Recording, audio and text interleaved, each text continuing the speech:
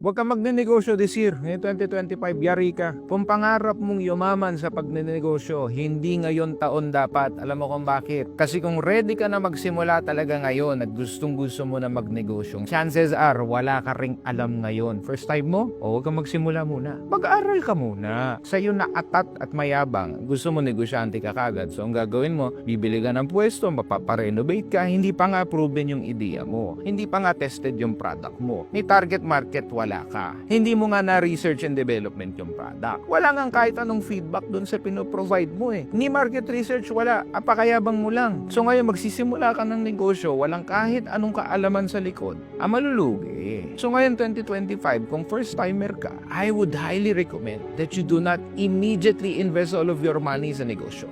Ang gawin mo, mag-aral ka muna. Ayan ang shortcut. Nagsayang ka na ng oras dahil nagkamali ka, nagsayang ka pa ng pera, mag-invest ka muna sa sarili mo. Ayan ang ginawa ko many years ago. Nalugi ba? That's unfortunately, nalugi pa din. Pero, yung proseso ng pagiging matagumpay, edi at least mas mabilis. Di ba, ilang taon lang, I was able to earn my first million sa negosyo. And kaya, kung effective naman pala ang pag-aaral, di ba't hindi mo gawin? Ayun muna, unahin mo kaysa magnegosyo ka. Kasi kung uunahin mo negosyo bago pag-aaral, sinasabi ko sa iyo, disaster ang 2025 mo. Learning first before business.